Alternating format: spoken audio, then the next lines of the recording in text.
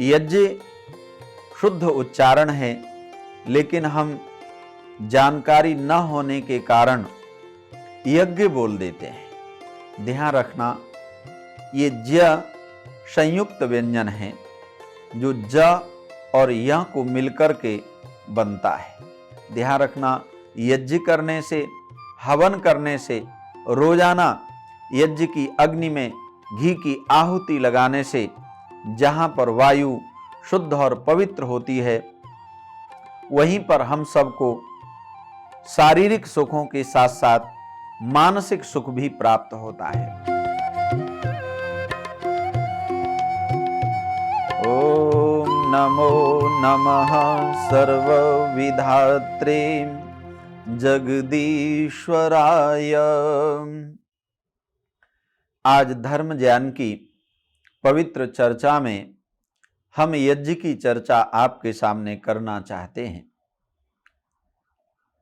आज लोगों ने यज्ञ को, हवन को तो छोड़ ही दिया, लेकिन उसके साथ साथ कई बार हम इसका उच्चारण भी अशुद्ध कर देते हैं।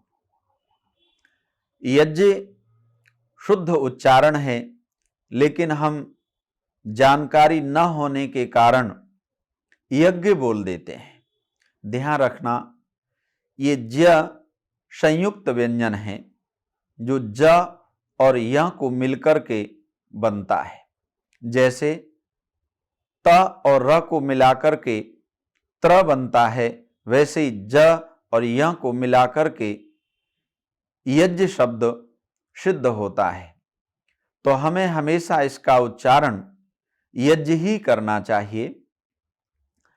आप देखेंगे, हम लोगों को ऐसा लगता है कि यज्ञ तो कभी विवाह संस्कार में होगा, नामकरण संस्कार में होगा, या कोई बहुत विशेष अवसर होगा, किसी गृह का उद्घाटन होगा, किसी दुकान का उद्घाटन होगा, तो यज्ञ हवन वहां पर कराया जाएगा। लेकिन ध्यान रखना, ये वास्तव में धर्म की पूर्ण परिभाषा नहीं है। धर्म हमें यह सिखाता है कि यज्ञ का संबंध मनुष्य के दैनिक जीवन के, रोजाना के जीवन के साथ जुड़ा हुआ है। जैसे दुनिया के सभी मनुष्य अपने अपने शरीर से दुर्गंध फैलाते हैं, हम वायु को दूषित करते हैं, शुद्ध वायु को अंदर लेते हैं, लेकिन अशुद्ध वायु को बाहर निकालते हैं। अच्छे पानी का हम प्रयोग करते हैं, लेकिन अशुद्ध जल को हम बाहर निकालते हैं। इसलिए ध्यान रखना, यज्ञ करना, हवन करना नित्य प्रति रोजाना बहुत आवश्यक होता है। आज पूरे विश्व में बड़े बड़े वैज्ञानिक और बड़े बड़े शासक लोग भी इस बात से चिंतित हैं कि संसार में प्रदूषण बहुत बढ़ रहा है, लेकिन इसका उपाय, जो मूल उपाय है, उसको करने के लिए बहुत कम लोग तैयार होते हैं। ध्यान रखना, यज्ञ करने से, हवन करने से, रोजाना यज्ञ की अग्नि में घी की आहुति लगाने से जहां पर वायु शुद्ध और पवित्र होती है, वहीं पर हम सबको शारीरिक सुखों के साथ साथ मानसिक सुख भी प्राप्त होता है। 19वीं शताब्दी के महान पंडित स्वामी दयानंद सरस्वती जी महाराज अपने ग्रंथ संस्कार विधि में लिखते हैं कि धरती के सब मनुष्यों को यज्ञ द्वारा ईश्वरोपासना करनी चाहिए। प्रत्येक मंगल कार्य में जब जब उनके जीवन में पवित्र अवसर उपस्थित हों, शुभ अवसर उपस्थित हों, तब तब यज्ञ द्वारा ईश्वरोपासना अवश्य करनी चाहिए। ध्यान रखना, अगर मुझे प्रातःकाल सूर्य के दर्शन होते हैं, मुझे जीवन मिलता है, तो मुझे ध्यान रखना चाहिए कि आज का दिन मेरे जीवन का बहुत ही शुभ दिन है, पवित्र दिन है। आप कल्पना करें, अगर ऐसे रोजाना मुझे सूर्य के दर्शन होते रहें, रोजाना सुबह प्राप्त होती रहे, तो मेरी आयु बहुत लंबी होगी। इसलिए बड़ी खुशी के साथ में, बड़ी प्रसन्नता के साथ में हमें नित्य प्रति यज्ञ करना चाहिए।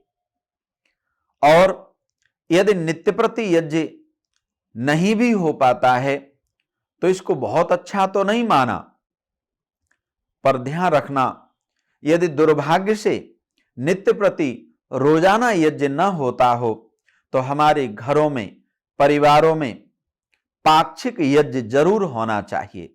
अर्थात 15 दिन के बाद अमावस्या और पूर्णमासी को अपने घर में हमको यज्ञ जरूर करना चाहिए।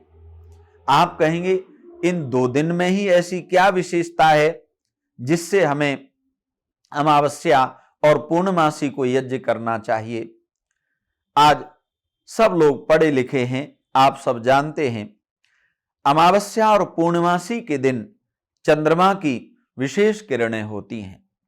इसलिए अमावस्या को किए हुए यज्ञ की जो सुगंधी है, यज्ञ के जो तत्व हैं, यज्ञ के ऐसे गुण जो वायु को शुद्ध और पवित्र करते हैं, उनका प्रभाव 15 दिवस तक रहता है।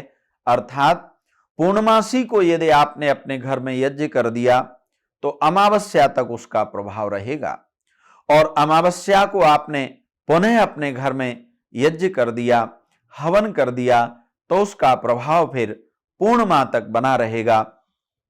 और सबसे बड़ी खुशी की बात यह है कि यदि हमारे घर में अमावस्या और पूर्णिमासी को यज्ञ निरंतर होने लगे तो आधे पर्व हमारे उसी के अंतर्गत आ जाते हैं। आप सब जानते हैं होली पूर्णिमासी को मनाई जाती है, रक्षाबंधन पूर्णिमा को मनाया जाता है, दीपावली अमावस्या को मनाई जाती है। इसलिए ध्यान रखना, हम अपने जीवन में यज्ञ को वैसे ही करें जैसे नित्य प्रति हम भोजन करते हैं। और अतिशयोक्ति नहीं होगी अगर ये कहा जाए कि यज्ञ करना, हवन करना भोजन से भी ज्यादा आवश्यक है, क्योंकि यज्ञ से वायु शुद्ध और पवित्र होती है, हमारा मन भी बहुत सुख और शांति का अनुभव करने वाला होता है। इसलिए दुनिया के सब लोगों को अपने जीवन को और दूसरों के जीवन को सुख पहुंचाना हो तो उसका एकमात्र सबसे सुंदर, सबसे सरल साधन यज्ञ होता है। दुनिया में भगवान की पूजा के लिए बहुत सारी पूजा पद्धतियां प्रचलित हैं, लेकिन ध्यान रखना, उन सारी पूजा पद्धतियों में केवल उसी व्यक्ति को लाभ मिलता है जो उस पूजा को करता है। मान लीजिए कोई व्यक्ति मंदिर गया, गुरुद्वारे गया या अन्य किसी देवालय में गया, वहां पर उसी को लाभ मिलेगा जो वहां गया था। हाँ, वो वहां जाकर के प्रार्थना सबके लिए कर सकता है, लेकिन अगर उसी व्यक्ति ने यज्ञ की अग्नि में एक भी आहुति लगा दी तो वो सबका उपकार करने वाली आहुति बन जाएगी, वो सबका भला करने वाला व्यक्ति बन जाएगा। इसीलिए यज्ञ को दुनिया का सबसे उत्तम, सबसे अच्छा कर्म कहा जाता है। बहुत बहुत धन्यवाद।